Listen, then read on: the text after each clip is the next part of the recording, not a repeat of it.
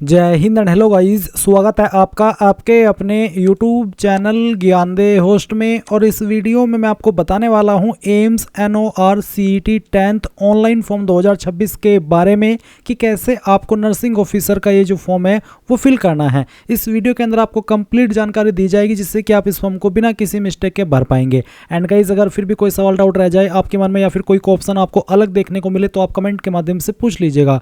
अब चलिए शुरू करते हैं। अगर आपने अभी तक वीडियो को लाइक शेयर नहीं किया तो कर दे और चैनल को सब्सक्राइब करके बेल आइकन ऑन कर ले।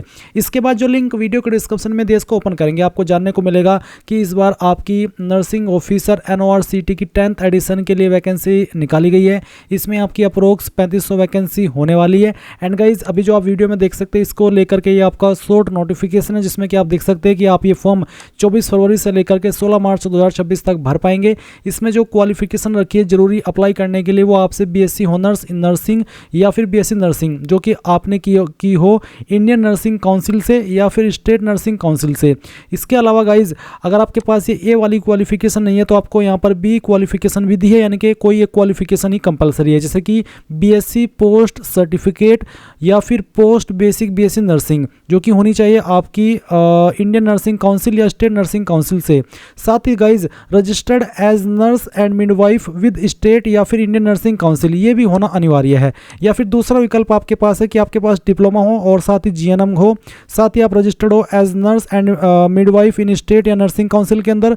तीसरा कि आपके पास 2 ईयर का एक्सपीरियंस होना चाहिए कम से कम जो 50 बेडेड हॉस्पिटल है उसके अंदर, तो भी आप इसमें अप्लाई कर सकते हैं। एज लिमिट आपकी 18 से 30 साल है, जहां पर गवर्नमेंट रूल्स के अकॉर्डिंग SC/ST कैंडिडेट को अलग से 5 साल की और OBC को 3 साल की छूट दी जाएगी। फिर इसमें फीस जनरल OBC कैंडिडेट के लिए 3000 रुपये है और SC/ST कैंडिडेट और EWS के लिए 2400 है और जो विकलांग कैंडिडेट है उनको यहाँ पर कोई फीस पे करने की आवश्यकता नहीं है। इसमें जो आपका CBT होगा, आपका प्रीलिमिनरी डेट जो प्रीलिमिनरी है वो आपका होने वाला 11 अप्रैल 2026 को और मेन एग्जाम होगा आपका 30 अप्रैल 2026 को। तो आपने पूरी जानकारी जान ली और ये सेम इन्फॉर्मेशन मैंने आपको हमारी वेबसाइट के ऊपर भी दे रखी है। यहाँ से भी आप सरल लैंग्वेज के अंदर सभी इन्फॉर्मेशन चेक कर सकते हैं। ये सभी इन्फॉर्मेशन चेक करने के बाद अगर आप इसमें अप्लाई करने के लिए एलिजिबल है और आप ये फॉर्म भरना चाहते हैं तो इंपॉर्टेंट लिंक के सेक्शन में अप्लाई ऑनलाइन लिंक ओपन करेंगे, आपके सामने वेबसाइट आ जाएगी जैसे कि आप वीडियो में देख सकते हैं। यहाँ पर आ जाने के बाद में क्योंकि आप इसमें फ्रेशर है, आपने अभी तक अप्लाई नहीं किया, तो आप क्रिएट ए न्यू अकाउंट इसके ऊपर क्लिक करेंगे।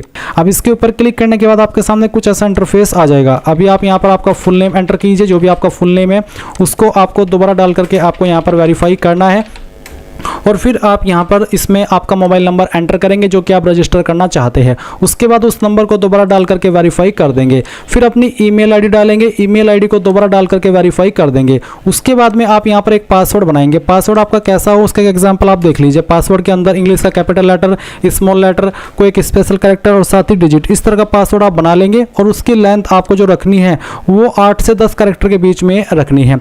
पासवर्ड को दोबारा डाल करके वेरीफाई कर लीजिएगा। फिर यहाँ पर आपको आपका आधार नंबर डालना है और उसके बाद वेरीफाई आधार इसके ऊपर क्लिक करके इसको वेरीफाई कर देना है। उसके बाद यहाँ पर नीचे आता है कि I want to proceed without Aadhaar based authentication, यानी कि अगर आप बिना आधार वेरिफिकेशन के आगे बढ़ना चाहते हैं, अपना अकाउंट क्रिएट करना चाहते हैं तो आप इस ऑप्शन के ऊपर टिक कर सकते हैं। और जैसे ही आप ये सभी जानकारी भर ले और चेक कर ले अच्छे से तो आप क्रिएट अकाउंट इसके ऊपर क्लिक करेंगे। इसके बाद गाइज आपका जो रजिस्ट्रेशन है वो कंप्लीट हो जाएगा और आप डायरेक्टली अगर लॉगिन नहीं होते तो आपको यहाँ पर अगेन जो लिंक वीडियो के डिस्क्रिप्शन में दिया है इसको ओपन करने के बाद इंपॉर्टेंट लिंक के सेक्शन से अप्लाई ऑनलाइन लिंक ओपन कर लेना है और इस वाले इंटरफेस पर आने के बाद में लॉगिन टू अप्लाई इसके ऊपर क्लिक करना है। अब आप यहाँ पर रजिस्ट्रेशन करने के बाद में जो आपको कैंडिडेट आईडी मिली है या तो वो डालेंगे या फिर जो भी आपने फोन नंबर अपना रजिस्टर किया है वो यहाँ पर डालेंगे और उसके बाद जो पासवर्ड अभी आपने बनाया अपनी मर्जी से वो यहाँ पर डालेंगे और लॉगिन के ऊपर क्लिक करेंगे। अब आपके सामने यहाँ पर कुछ ऐसा इंटरफेस आ जाएगा। अभी आपको यहाँ पर क्या करना है, ऐड न्यू एप्लीकेशन इसके ऊपर क्लिक करना है और साथ ही आप यहाँ पर देखेंगे you have already submitted an application. तो मैंने पहले अपने इस वेबसाइट का इस्तेमाल करके फॉर्म भरा है तो मेरा यहाँ पर पहले से एप्लीकेशन सबमिट है। और अगर आप यहाँ पर फ्रेशर है तो आपको यहाँ पर कुछ ऐसा ऑप्शन देखने को नहीं मिलेगा। आप यहाँ पर प्रोसीड विद न्यू एप्लीकेशन इसके ऊपर क्लिक करेंगे। इसके ऊपर क्लिक करने के बाद में यहाँ पर गाइज आपको इसमें post applying for nursing officer देखने को मिलेगा और अब आप अपनी जो अन्य इन्फॉर्मेशन है वो यहाँ पर भरेंगे। जैसे कि आपका फादर नेम क्या है वो आपको यहाँ पर एंटर कर देना है। ये एंटर करने के बाद में यहाँ पर आता है मदर नेम, तो आपको आपकी माता जी का नाम देना है। जेंडर आपका क्या है वो आपको यहाँ पर टिक कर देना है। उसके बाद में आपसे पूछे कि are are you in the category of PWBD, यानी कि क्या आप विकलांग की कैटेगरी में हैं? अगर हाँ तो यस, अगर नहीं है तो आप नो करेंगे। अगर आप है तो यस करने के बाद यहाँ पर टिक करेंगे, उसके बाद में कंफर्म कर देंगे, और अगर नहीं है तो आप यहाँ पर नो कर दीजिएगा। इसी प्रकार से जैसे कि मैं आपको यहाँ पर दोनों के ऑप्शन बता दिया हूँ। अगर मान लीजिए आप विकलांग है और आप यस कर रहे हैं तो फिर आप बताइए which facility do you require to appear in the exam, तो कंपनसेटरी टाइम रिक्वायर्ड, तो ये विकलांग वालों के सामने ऑप्शन आएगा, नॉर्मल कैंडिडेट के सामने ये ऑप्शन नहीं आएगा। और फिर आपको आपकी विकलांगता की परसेंटेज भी बतानी होगी। फिर जो आपकी कैटेगरी है वो भी आपको यहाँ पर बतानी होगी, आपकी विकलांगता की कौन सी कैटेगरी है, सब कैटेगरी कौन सी है वो भी आपको यहाँ पर बताना होगा। इसके बाद नीचे की तरफ आएंगे और जो सभी के सामने इसमें ऑप्शन आएगा वो आएगा यहाँ पर है undertaking declaration, I have read the all OBC creamy layer candidate will be consider as general, यानी कि जो ओबीसी क्रीमी लेयर कैंडिडेट है वो यहाँ पर जनरल कंसिडर किए जाएंगे। इसके बाद यहाँ पर गाइज आपको इसमें नीचे की तरफ आने और आप देखेंगे कैटेगरी, तो जो भी आपकी कास्ट कैटेगरी है general, OBC, SC, ST, EWS, वो आप यहाँ पर सिलेक्ट कर लीजिएगा। अगर आपकी ओबीसी है तो ओबीसी, एससी है तो एससी, तो जो भी है बेसिकली वही आप सिलेक्ट करिएगा।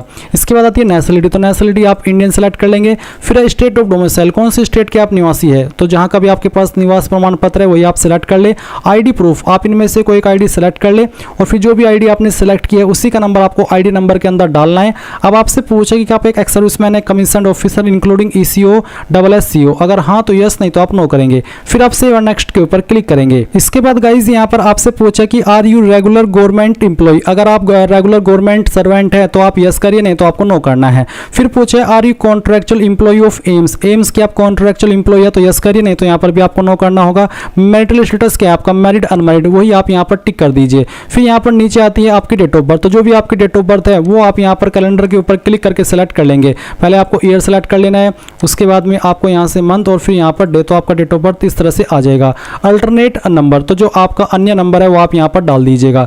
फिर यहाँ पर आएगा परमानेंट एड्रेस, तो आपको आपका परमानेंट एड्रेस भरना है, तो पहले आप अपनी कंट्री सेलेक्ट कर लेंगे, फिर यहाँ से आपकी स्टेट, उसके बाद में आपकी सिटी डिस्ट्रिक्ट कौन सी है वो आपको यहाँ पर सेलेक्ट कर लेनी है। फिर आपका पिन कोड क्या है वो भी आपको यहाँ पर डाल देना है। और नीचे एड्रेस के सेक्शन में जो आपका बाकी का एड्रेस बच जाता है वो कंप्लीट एड्रेस आप यहाँ पर फिल करिएगा।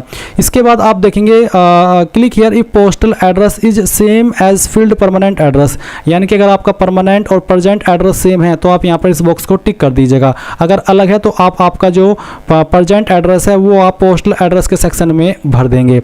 उसके बाद आप यहाँ पर नीचे सेव एंड नेक्स्ट के ऊपर क्लिक करेंगे। अब आपके सामने यहाँ पर क्वालिफिकेशन एग्जाम डिटेल आती है, तो आप यहाँ पर अपनी क्वालिफिकेशन की जानकारी भरेंगे। तो आप बताइए कि आप यहाँ पर कौन सी क्वालिफिकेशन के माध्यम से इस पोस्ट पर अप्लाई कर रहे हैं। आपके पास 3 विकल्प है अप्लाई करने के, तो जिसके माध्यम से भी कर रहे हैं वही क्वालिफिकेशन आप सिलेक्ट कर ले, आपके पास इनमें से जो क्वालिफिकेशन है, और उसके बाद में आपको बताना है कि कहाँ से आपने ये जो क्वालिफिकेशन है वो की है, उसका पूरा नाम आपको यहाँ पर एंटर करना होगा।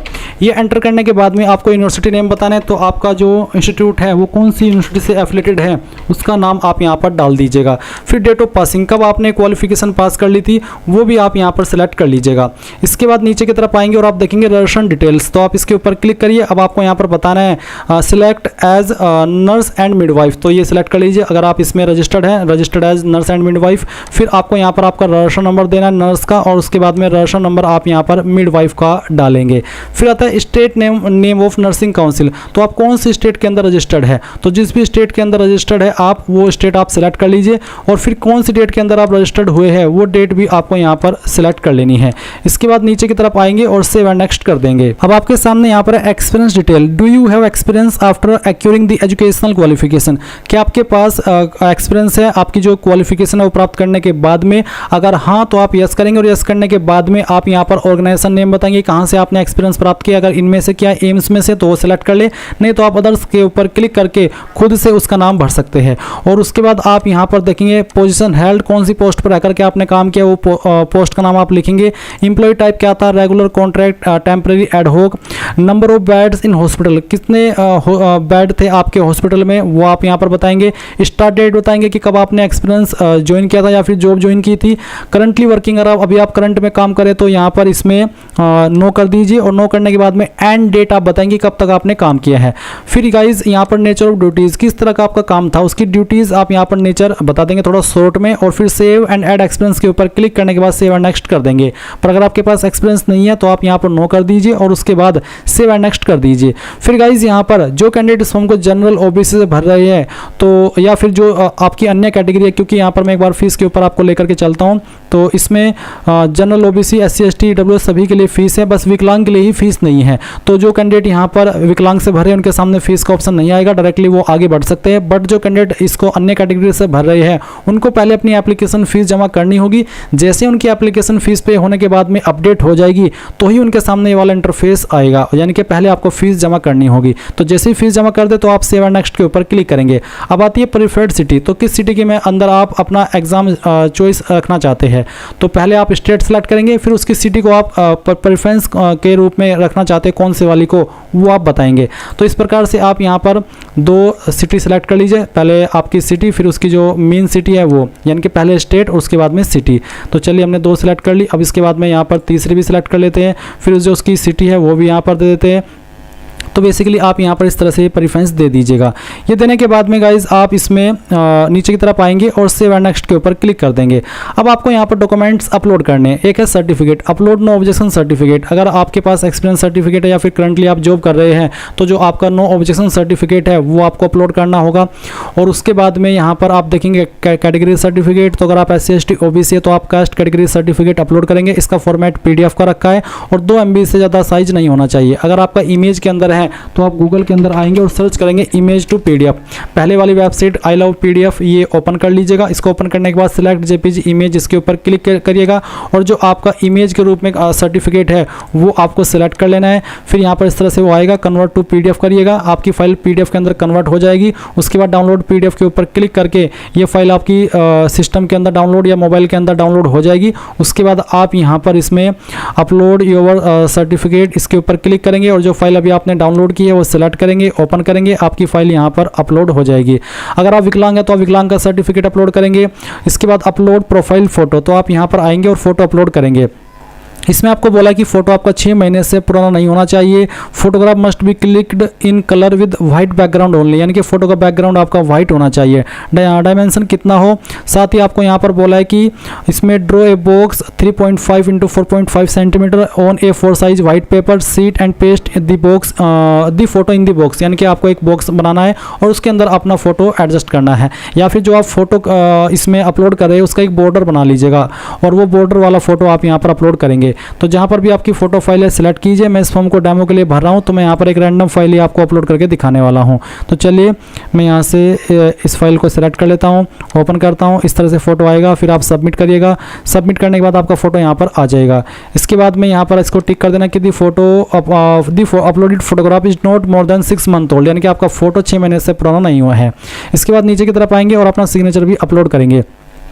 सिग्नेचर भी आपको यहाँ पर क्या क्या ध्यान में रखना है, अपलोड करते समय आपका सिग्नेचर ब्लैक या फिर ब्लू इंक पेन के द्वारा ही होना है और कैपिटल लेटर में नहीं करना है। सिग्नेचर विद और राइटिंग ये नहीं करना है। सिग्नेचर कंटेनिंग इनिशियल ओनली ये आपको नहीं करना है, नहीं तो आपका सिग्नेचर एक्सेप्ट नहीं होगा। तो आप दिए गए इंस्ट्रक्शंस के अकॉर्डिंग आपकी सिग्नेचर की फाइल इसमें सेलेक्ट करेंगे, ओपन करेंगे, सबमिट कर देंगे। उसके बाद में आपका सिग्नेचर यहाँ पर आ जाएगा और फिर आप इसको टिक कर दीजिएगा। टिक करने के बाद में नीचे की तरफ आएंगे और आपका जो लेफ्ट थंब इंप्रेशन है वो अपलोड करेंगे, यानी कि बाएं अंगूठे का निशान व्हाइट पेपर सीट के ऊपर आपको अपना अंगूठा लगाना है, चाहे ब्लैक या फिर ब्लू इंक पैड के द्वारा, और फिर उस फाइल को आप यहाँ पर अपलोड करेंगे। तो जहाँ पर भी थंब इंप्रेशन है सिलेक्ट कीजिए, ओपन कीजिए, सबमिट कर दीजिए। सबमिट करने के बाद में नीचे की तरफ आएंगे, इसको टिक कर देंगे और उसके बाद सेव एंड रिव्यू इसके ऊपर क्लिक करेंगे। अब आपने जो भी जानकारी भरी है उसका रिव्यू आपके सामने है। आप यहाँ पर एक एक करके सभी जानकारी चेक कर लेंगे। जब आपको लगे कि यहाँ सभी जानकारी सही है तभी आप सबमिट करिएगा, नहीं तो आप एडिट एप्लीकेशन के ऊपर क्लिक करके उस जानकारी को एडिट कर लीजिएगा जो भी आपको लग रहा है कि मेरे से गलत हो गई है। और उसके बाद आप यहाँ पर सबमिट के ऊपर क्लिक करेंगे। आपका फॉर्म सबमिट हो चुका है, आप यहाँ से इसको क्लोज कर दीजिए और फिर आप प्रिंट के ऊपर क्लिक करके अपने एप्लीकेशन फॉर्म का यहीं से प्रिंट ले लीजिए, या फिर आप लॉगिन करके अगेन अपने फॉर्म को फिर से प्रिंट कर सकते हैं। जैसे मैंने प्रिंट के ऊपर क्लिक किया तो ऑटोमेटिकली PDF फाइल अब फॉर्म की डाउनलोड हो चुकी है आपके सिस्टम के अंदर।